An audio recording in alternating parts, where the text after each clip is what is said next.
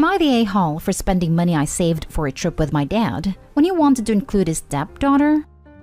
Back in February, I, 17 female, asked my dad if we could take a weekend trip for Halloween to this haunted house event the two of us have talked about going to before.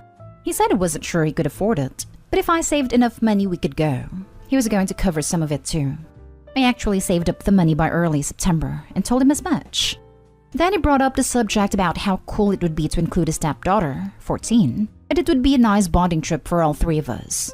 He asked me how I felt about that, and I told him I didn't want to include her because I wanted it to be just the two of us. He asked why, and I told him we never do stuff just the two of us anymore. I don't want that time with him. He said he gets plenty of time with his wife, but I said she's not him. That I wanted more time for him and me, not everyone together. Not me and his wife or me and his stepdaughter. He told me, okay, it could be just us. Then his wife blabbed because he didn't tell her I had said no. Then his stepdaughter wanted to go, and he told me he couldn't say no to her after that. So I told him to forget it, and bought myself some stuff with the money I had saved. This upset my dad and his wife and his stepdaughter. My dad and his wife told me I responded like a child instead of an almost adult. His stepdaughter said I was so mean. Why would I do that? She was looking forward to spending the weekend with us at the haunted house. I told my dad I saved it for the two of us to go alone, but he has made it clear he doesn't want that time with just me anymore. And since that's how he feels, I am sick and tired of time with his family. That he shouldn't worry because I will be gone soon, that he can spend all the time he wants to with them, and the childish and mean one won't be living here in a few months. He asked why I couldn't just wait and do something else with him. Why spend the money? Why break the plans like that? It's not the first time I have tried to do something with him, and he automatically involved everyone or just his stepdaughter in it. And I even told him I missed hanging out just him and me. It doesn't do anything. I know his wife is upset because her daughter is hurt, because she knows how badly he didn't want her there, and she's also not going now. Am I the a-hole here? Now for the top comments. Not the a-hole. You shouldn't be covering any of the cost of this trip at all. And your dad and his wife are being a-holes for downplaying your need for one-on-one time with your father. The money's yours and you're entitled to spend it on what you want. You aren't obligated to participate in a trip with your stepsister, let alone pay for it from your pocket. It's good that you stood your ground and didn't let them guilt-trip you or force you. Going to the trip with a 14-year-old can also restrict the scary activities which you'll be able to participate in. You have to take that into account. I'm not quite sure that this place suits a kid, although it depends on her character and endurance. I hope that you're pleased with what you bought. At least it stays. The experience of the haunted house is over. Not the a-hole. Kids in all families are allowed to want one-on-one time with their parents. It is good and healthy and important. And it's even more important in blended families. I'm sorry your dad reacted this way. You were always upfront in your communication. You showed maturity here. Your father is not. I'm sorry your plans were ruined. Yep, I hope he communicated clearly and from the start, and even saved up for it. She's not childish for letting herself get run over by her dad and his wife, and drawing a clear boundary and paying for the honor. Now next time she makes plans she's paying for, they'll know she's not bluffing. Doesn't sound like there will be a next time. I hope he sounds tired of trying. Tired, heartbroken, rejected, alone. All words I could use to describe how I feel. Also mad. Next story. Am I the a-hole for not letting my ex and his girlfriend have family time with my son? Every year I take my son to visit his great-grandparents. Usually his dad/my ex will be there too during the trip. And they'll spend a lot of alone time together since my ex doesn't see our son as often as I do. The only difference this year is that this time he brought his girlfriend with him. The trip has been a disaster. The first week we were here, my ex wanted to take my son out sailing, and his girlfriend went with them. They came back early and my son was crying so hard he threw up. When I asked my ex what happened, he told me he didn't know and that our son kept asking for me, but he told him they would see me when they got home, and he just started crying and wouldn't stop. Since my son has refused to go out anywhere with his dad unless I go too. He won't even stay in the same room as anyone else unless I'm there. I've tried talking to him, but it hasn't helped me understand his behavior. Yesterday, his girlfriend pulled me aside and told me I needed to give them space to have some family time, and that she really wanted my son to like her because my ex made it clear if he doesn't, their relationship wouldn't last. I told her I wouldn't force my son to go alone with them. She said she understood I was overprotective, but that I needed to let his dad have time with him without me hovering. She kept asking me, and I finally got annoyed and told her to tell my ex to talk to me if he had a problem. She basically told me that he was my ex's son too, and that she knew it must be hard for me to see him move on. Lol, but that I was being selfish and acting jealous. She's been giving me dirty looks ever since. Am I the a-hole? Not the a-hole. Something really messed up happened for your son to react the way he did. If I were you, I'd get some counseling for him if he keeps refusing to tell you what happened. As far as the girlfriend is concerned, she needs to shut up and stop forcing your child to like her. That's not how it works, and it's her problem to deal with if your ex breaks up with her. Completely agree. Something happened. My mama gut can feel it through Reddit. I don't even have kids, and I can still tell there's a strong problem with ex's girlfriend, not just a kid being whiny. Either they told him they were going to be a family/girlfriend as his new mom, and the idea of such a big change distressed a poor kid, or he was yelled at or physically punished for something, and probably told not to tell. Nothing happened, he just cried until he puked for no reason. Doesn't make sense. Not today home, but you would be if you don't get to the root of what happened to your son that day. Crying enough to throw up? There was some abuse. Do not rug sweep. Do not talk to the girlfriend.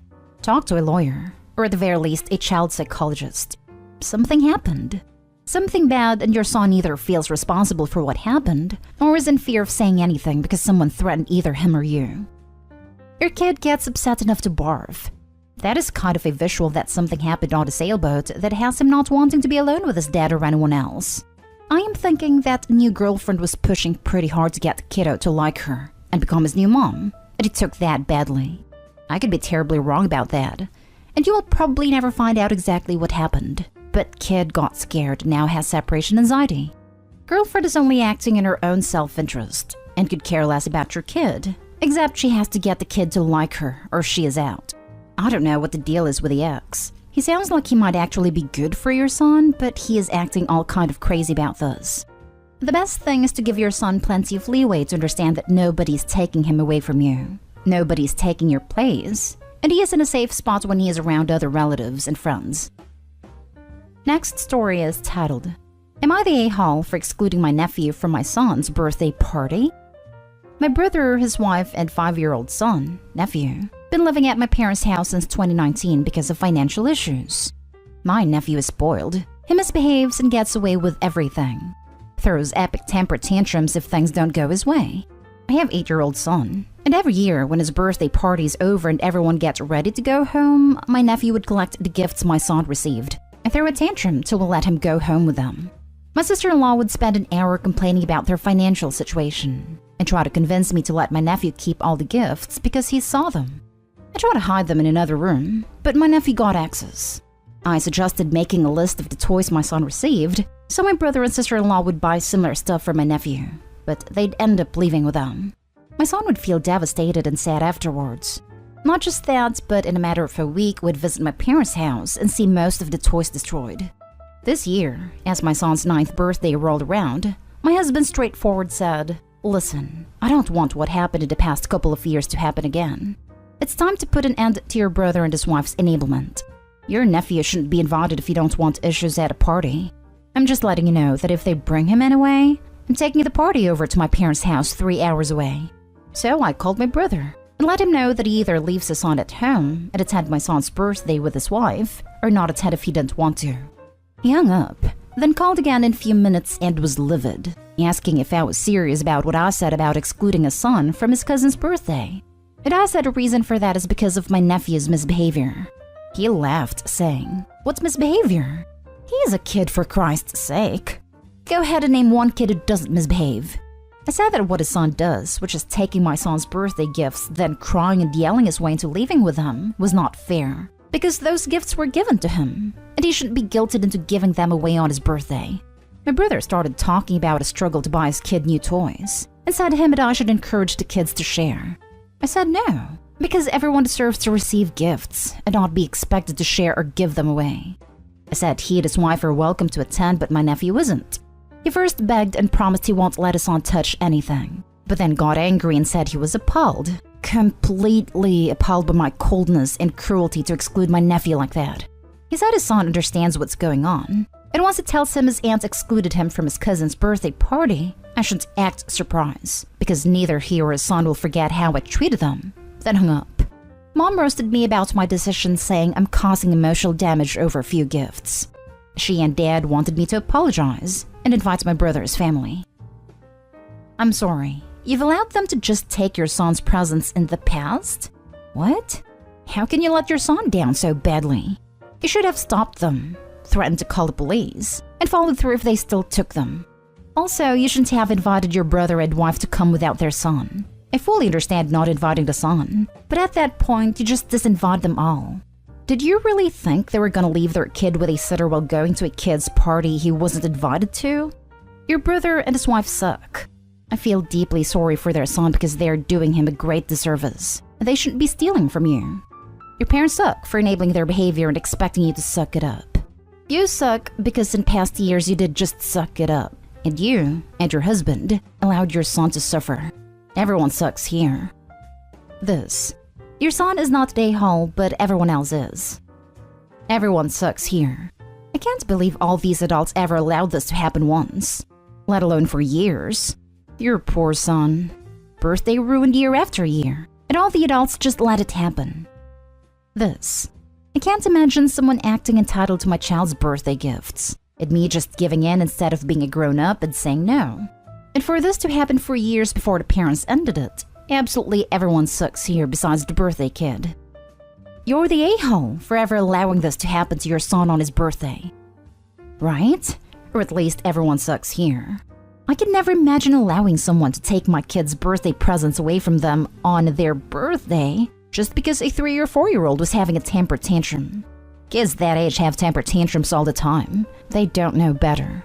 The idea that the only two possible options are either the nephew is allowed to take the birthday presents home or the nephew doesn't come to the party at all is so bizarre to me. Last story.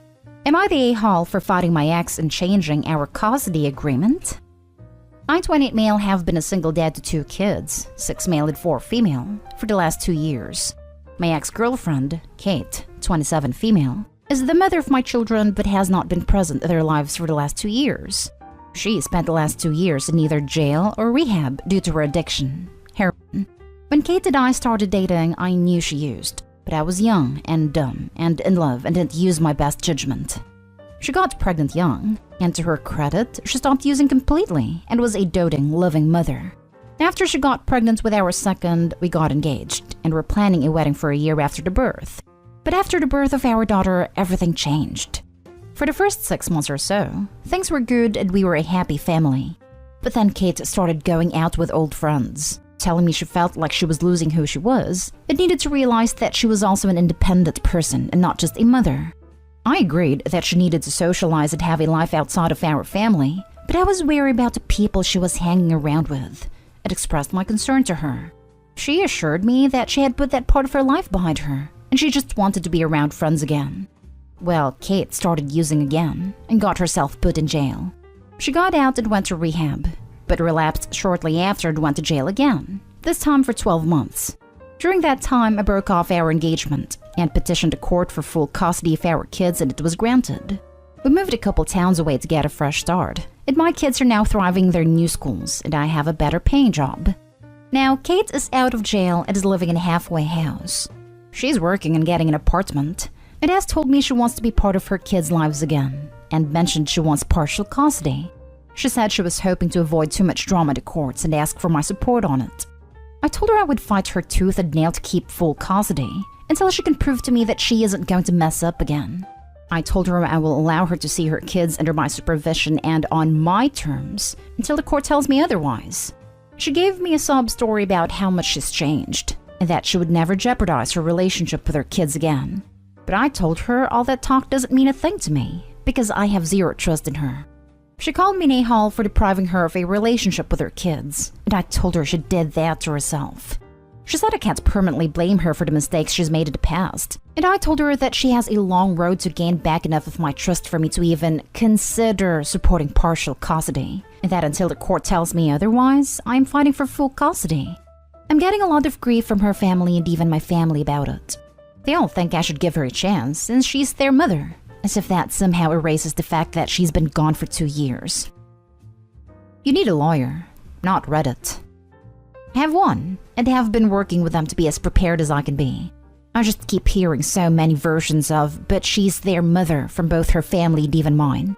Her family I can kind of understand, but hearing it from a mom and aunt is what is making me question myself. Like, to them it's so easy to overlook all the BS just because she gave birth to the kids. She may be their mother, but relapsing twice clearly shows that she loves George more. If she wants partial custody, then she can and should prove it. Because as their father, I'm not putting the children at risk over a third relapse. Absolutely do not relent. She's an addict, and I would need to see years of being clean before I'd ever consider partial custody. She even recognized that this isn't about her. It's about the well-being of the kids. Maybe that will finally motivate her to get clean. I'm getting a lot of grief from her family and even my family about it. They all think I should give her a chance since she's their mother. And I am their father, the one who has been there every day of their lives. This decision is in the best interest of my children. Not stay home. Addicts are masters of manipulation, and there's no way to know if she's truly doing better without the intervention of the court.